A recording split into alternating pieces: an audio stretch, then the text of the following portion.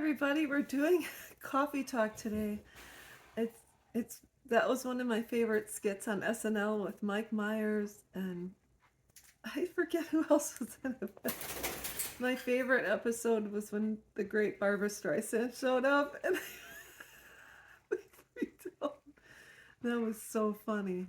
Can check it out on YouTube, I'm sure. But anyways, we're going to talk about the dark side of reconciliation today when it comes to parental estrangement. And I'm talking about when your adult sons and daughters have broken up with you and they come back. Now, a lot of parents say, God answers prayers. I've been praying for this. This is everything I've always wanted. And I'm happy for you if that's happened. But I want to prepare you for something that you might not be prepared for. And I'm not laughing about the situation, but I see it time and time again where parents are brokenhearted, not the first time, second time, third time, 10th time, because realistically speaking, not a whole lot of the reconciliations are genuine and sincere. I'll talk about my reconciliation with my oldest daughter. She took off when she was 19, and she came back after 6 months. She said, well, I'm back. And she was just laying on my couch as if she still lived there. And I said, okay. And I had gone, it was the day I was taking my youngest daughter to get Taylor Swift tickets. Now, this is back in 2010.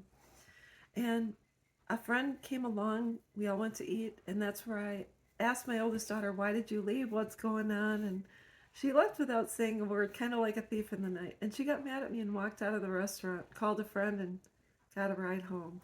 So, anyways, that was the first reconciliation. And second one happened about, I think, 4 years after that. I was living with my mom at the time. I had gone through a lot of losses, was living with my mom, and she, I was told she was going to come over to see me. And of course, I'm the most excited mom in the whole wide world. And she came, I think, from Appleton. She had been living with a guy, showed up, and I literally started sobbing. And I was so excited to see her. And I said, let's go upstairs and talk. And we did. And I said, why did you leave? And she said, well, I'm sorry. It's because you yelled at us. And we were afraid of you. And I said, well, how often did I yell at you? She said, well, once a week or once a month. And I said, I had two girls I was raising on my own. I needed to keep you in line, and it kept you out of trouble. And moms yell, and dads yell too. So, anyways, we reconciled. I helped her through a surgery, and then she moved. She was in Milwaukee living with a friend, and I had gone into the VA for inpatient therapy for PTSD. And after, because her roommate had moved out, I ended up moving in with my daughter, and then we found an apartment and were together for about a year, then found a different apartment and signed a lease for a more expensive apartment. And I wasn't making a whole lot of money, but it was affordable. And then things, I helped her buy a car because she needed a vehicle. It was about $14,000. It's not a big deal because she was working two jobs. And she started talking about LGBT all the time. And that's what a lot of our conversations revolved around. And I finally said, can we talk about something else? And she, or something like that. And she blew up at me and told me I was the reason she didn't want to live anymore. And I said, I'm sorry. I never in a million years would want you to not be here. And then she said, I'm moving out. And this was in the middle of the lease. And I said, oh my God. She moved out. She took the car. Sorry, I don't cry very often. And I was left with this apartment that was more than what I wanted to afford. So the landlord allowed me to get out of the lease, but made it hell. It was a nightmare. It's just me trying to move out, and he would block the driveway. It was threefold. It was very challenging. And so she had the car.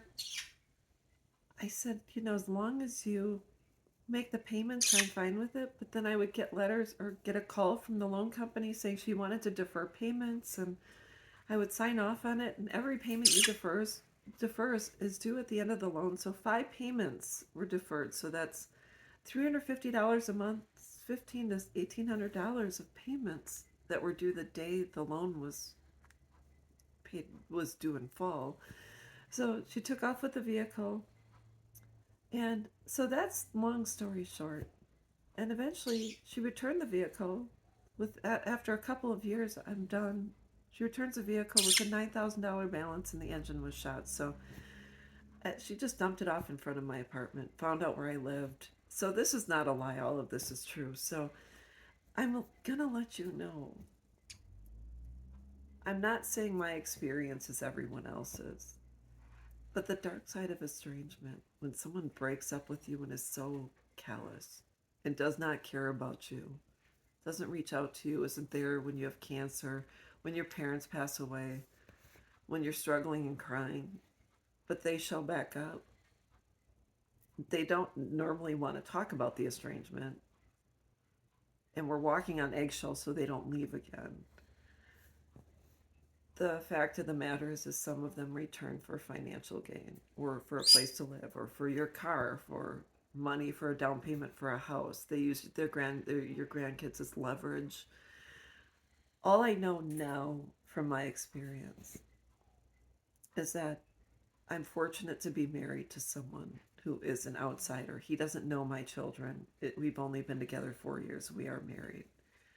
But he says I would never let anyone hurt you or use you. And I am here to protect you. And that's the reason I married him, is because that's just the way it is. So sometimes there's a dark side to reconciliation.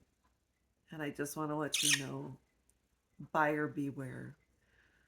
Don't walk into it with your arms, your pocketbooks, your bank accounts wide open, your house wide open. If they want to meet up somewhere else, but take someone who is impartial. Meet up with a therapist, meet up with a someone who can be your eyes and ears and protect your heart. So that's all I wanted to talk about, and I'll be back.